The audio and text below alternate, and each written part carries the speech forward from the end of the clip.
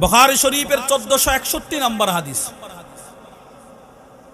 وعن أنس بن مالك رضي الله تعالى عنه قال নবীজির সাহাবী আনাস ইবনে মালিক থেকে বর্ণিত, তিনি বলেন, কানা আবু তালহা আকসারুল আনসারি বিল মদিনা।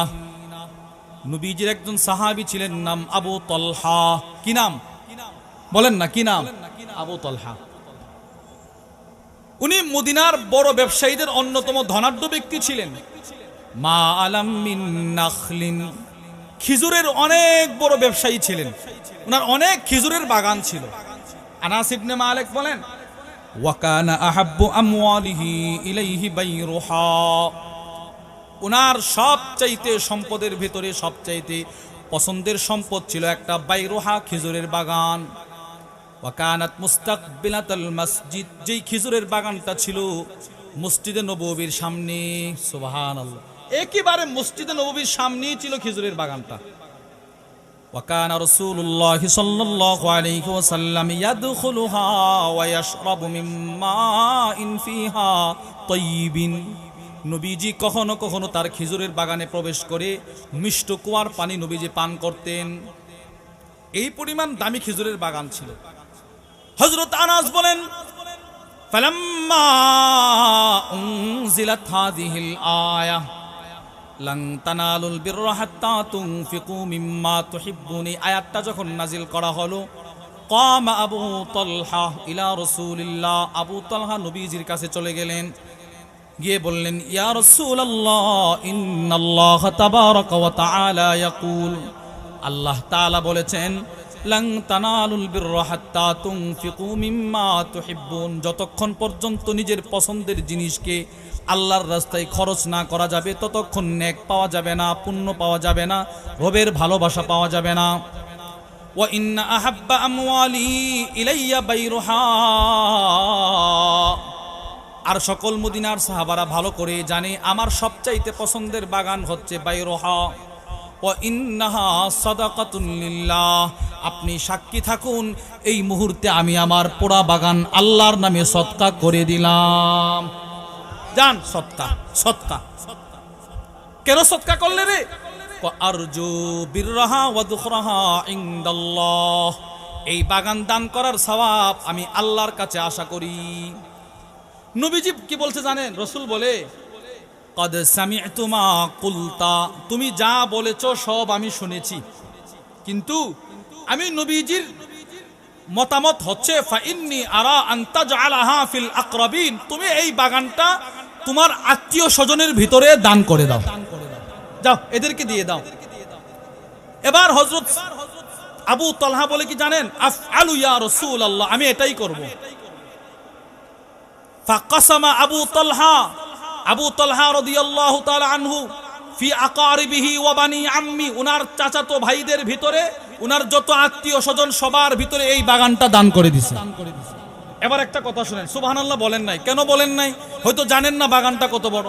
এজন্য আমি হাদিসের ব্যাখ্যা পড়তে গিয়ে আজীব কথা পেয়েছি। আল্লামা আল ইমাম বদরুদ্দিন আল আইনি রাহিমাহুল্লাহ তার বিখ্যাত বুখারীর শরহ উমদাতুল কারির মধ্যে লেখেন, এই বাগান উনি অনেককে দান করছেন, ওনার আত্মীয় স্বজন অনেক মানুষকে। এর মধ্য থেকে একজন হচ্ছে হাসান ইবনে সাবিত। হাসান ইবনে সাবিতের অংশে বাগানের যেই জায়গাটা উনি পেয়েছিলেন দান সূত্রে, উনি ওনার এই জায়গাটি পরবর্তীতে বিক্রি করেছিলেন। কত টাকা জানেন? 1 লক্ষ দিরহাম, যার বাংলা টাকায় কনভার্ট করলে হবে 30 লক্ষ টাকা। এবার আপনারা চিন্তা করেন তো, শত শত মানুষের একজনের অংশ যদি 30 লক্ষ টাকা হয়, তো পুরো বাগানটা কত কোটি টাকার সম্পদ ছিল? সুবহানাল্লাহ বলবেন না? এবার কি পরিমাণ রবের ভালোবাসা তার ভিতরে ছিল। এজন্য এই কয়েকটা আয়াত থেকে আপনাদেরকে বুঝাইলাম, আল্লাহ তাআলা যারা ঈসার করেছে, ঈসার অন্যকে নিজের উপরে প্রাধান্য দেওয়ার কথা যারা করেছেন, এদের প্রশংসা স্বয়ং কোরআনে করেছেন কে? আরে বলেন না কে? আল্লাহ। এবার হাদিস থেকে শুনেন, রাসূল হাদিসে ঈসার মানে অন্যকে নিজের উপরে প্রাধান্য দেওয়ার প্রতি উদ্বুদ্ধ করেছেন। যারা অতীতে অন্যকে নিজের উপরে প্রাধান্য দিয়েছেন, রাসূলদের প্রশংসা করেছেন। প্রথম হাদিস বুখারী শরীফের 2486 নম্বর হাদিস। وعن أبي موسى الأشعري رضي الله تعالى عنه قال ক্বালা রাসূলুল্লাহ সাল্লাল্লাহু আলাইহি ওয়াসাল্লাম, আল্লাহর রাসূল বলেন, ইন্নাল আশআরিন, একটা দামি হাদিস, খেয়াল করে শুনেন। আল্লাহর রাসূল বলেন, আশআর গোত্রের লোকেরা ইদা আরমালু ফিল গাজবি, যুদ্ধে গিয়ে যখন অভাবগ্রস্ত হয়ে পড়ে, খাবারের সংকট দেখা দেয়, খাবার ফুরায়া যায়, যুদ্ধে গেছে আশআর গোত্রের লোকেরা, এদের একটা সিফত নবীজি বর্ণনা করেন, এদের খাবার শেষ। আও ক্বাল্লা তুআমু ইয়ালিহিম বিল মাদিনা, অথবা যুদ্ধে যাওয়ার পরে এদের বিবি, এদের সন্তানরা যারা মদিনায় আছে, এদেরও খাবার শেষ মনে করেন নবীজি বলে। তখন তারা কি করে জানেন?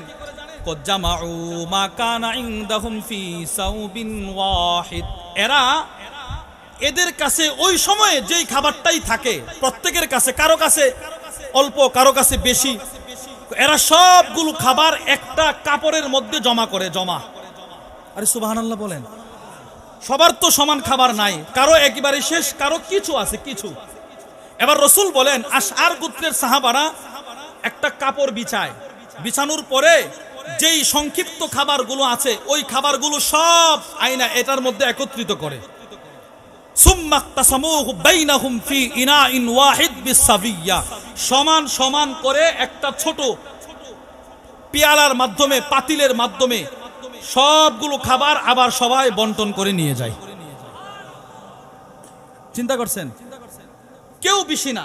রাসূল বলেন সাবি, সমান সমান, সবাই কিন্তু সমান সমান দেয় নাই, কেউ আছে কিচ্ছু নাই, কারো আছে অল্প, কারো আছে বেশি, এরা সব একত্রিত করে আবার সমান করে বন্টন করে। এবার আল্লাহ রাসূল এদের প্রশংসা করছে কি দেখেন, নবীজি বলেন, ফাহুম মিন্নি ওয়া আনা মিনহুম, শোনো সাহাবারা, এই আশআর আমার, আমি তাদের।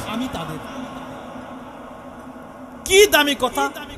এই আবু মুসা আশআরীর গোত্রের মানুষ জান্নাতে যাওয়ার জন্য নবীজির এই এক কথাই যথেষ্ট, এরা আমার, আমি এদের।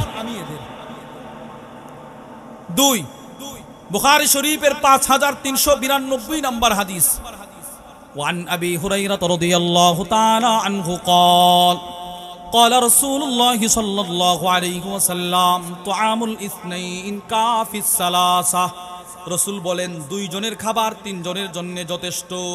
সুবহানাল্লাহ বলেন। বলেন তো দুইজনের খাবার কয়জনের জন্য যথেষ্ট? তিনজন। কখন যথেষ্ট? যখন দুইজন মনে করবে না আমি কম খাই, আমার ভাই বেশি খাক। বুঝেন নাই? এই জন্য হাদিসের ব্যাখ্যা করতে গিয়ে জগৎ বিখ্যাত আলেম আল্লামা ইবনু বাত্তাল রাহিমাহুল্লাহ তার বিখ্যাত বুখারী শরহ সহিহুল বুখারীর মধ্যে লেখেন, আল মুরাদ বিহাদাল হাদিস, রাসূলের হাদিস বলার দ্বারা উদ্দেশ্য হচ্ছে আল হাত্তু আলাল ইসার আলান নফস, নিজের উপরে অন্যকে প্রাধান্য দেওয়ার প্রতি নবীজি উদ্বুদ্ধ করেছেন।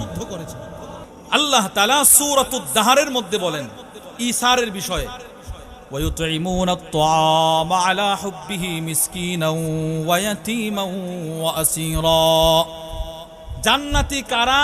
রব বলেন যারা নিজেদের পছন্দের খাবার, নিজে সেই খাবারটাকে পছন্দ করা সত্ত্বেও নিজে না খেয়ে অসহায়, অনাথ, দরিদ্র, ফুকারা, মিসকিন, এতিম, বন্দীদেরকে খাওয়ায়া দে, রব বলেন তারা হচ্ছে জান্নাতি।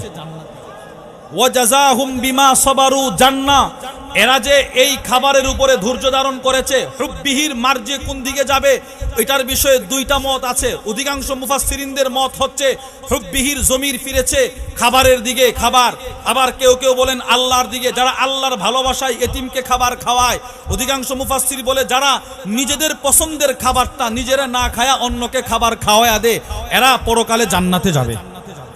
এই ওয়াজাযাহুম বিমা সাবারু, এই আয়াতের ব্যাখ্যা করতে গিয়ে তাফসীরে কাবীরের মধ্যে আল্লামা ফখরুদ্দীন রাজি রাহিমাহুল্লাহ বলেন, ওয়াজাযাহুম বিসবরিহিম আলাল ইসার, এরা যে ইসার, নিজের উপরে অসহায় দরিদ্রকে প্রাধান্য দিয়েছে, এই কারণেই রব এদেরকে জান্নাত দিয়ে দিবে।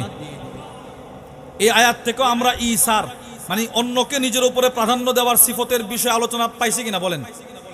3 সূরাতু আলে ইমরান 4 নম্বর পারার প্রথম পৃষ্ঠার প্রথম আয়াত, লন তানালুল বিররা হাত্তা তুনফিকু মিম্মা তুহিব্বুন, আল্লাহ বলেন তোমরা তোমাদের পছন্দের জিনিস যতক্ষণ পর্যন্ত না আল্লাহর রাস্তায় খরচ করবে ততক্ষণ পর্যন্ত বীর, পুণ্য, নেক, আমি রবের ভালোবাসা তোমরা পাবা না, যতক্ষণ না নিজেদের পছন্দের জিনিস খরচ না করব। বলেন তো যতক্ষণ কি খরচ না করলে, বলেন না, কি খরচ না করলে, পছন্দের জিনিস আল্লাহর রাস্তায় খরচ না করা পর্যন্ত কার ভালোবাসা পাওয়া যাবে না? এবার দেখেন, এই আয়াতের ব্যাখ্যা করেছেন, আজীব এক সুন্দর ব্যাখ্যা করেছেন জগৎ বিখ্যাত আলেম আল্লামা আব্দুর রহমান ইবনু নাসির আস-সাদি রাহিমাহুল্লাহ। তার জগৎ বিখ্যাত তাফসীরের কিতাব তাইসিরুল কারীমির রহমান ফি তাফসীরি কালামিল মান্নান, ওইটার মধ্যে ইনি এমন এক কথা নিয়ে আসছেন, তিনি বলেন এই আয়াতে আল্লাহ তাআলা কেমন যেন বুঝাইলেন, মান আসারা মাহাব্বাতাল্লাহ, যারা আল্লাহর ভালোবাসাকে প্রাধান্য দিবে, আলা মাহাব্বাতি, নিজের ভালোবাসার উপরে, ফাকাদ বালাগাদ দিরওয়াতাল উলিয়া মিনাল কামাল, সে দুনিয়াতে সম্মান মর্যাদার সর্বোচ্চ চূড়ায় পৌঁছে যাবে। এবার আপনারা বলেন, আমি একজন সাধারণ দোকানদার, দোকানে বসা, মসজিদে আজান হয়ে গেল, এবার দোকানে বসে থাকা এটা আমার ভালোবাসা, মসজিদে চলে যাওয়া কার ভালোবাসা? আচ্ছা, এবার আমার উপরে হজ ফরজ, যেই পরিমাণ অর্থকড়ি থাকলে হজ ফরজ হয় সেই পরিমাণ অর্থ আমার কাছে বিদ্যমান আছে, এরপরেও আমি হজে যাই না, এর মানে আমি আমার ভালোবাসার উপরে রবের ভালোবাসাকে প্রাধান্য দিতে পারি নাই। রমজানের দিনে রোজা রাখার শক্তি থাকা সত্ত্বেও রোজা রাখি না, এর মানে রবের ভালোবাসাকে আমার ভালোবাসার উপরে প্রাধান্য দিতে পারি নাই।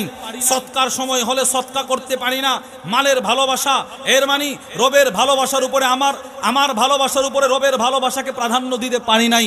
তিনি বলেন, যেই ব্যক্তি দুনিয়াতে নিজের ভালোবাসার উপরে রবের ভালোবাসাকে প্রাধান্য দিবে, ওই লোকটা দুনিয়া আখিরাতে সর্বোচ্চ মর্যাদার শিখরে পৌঁছে যাবে।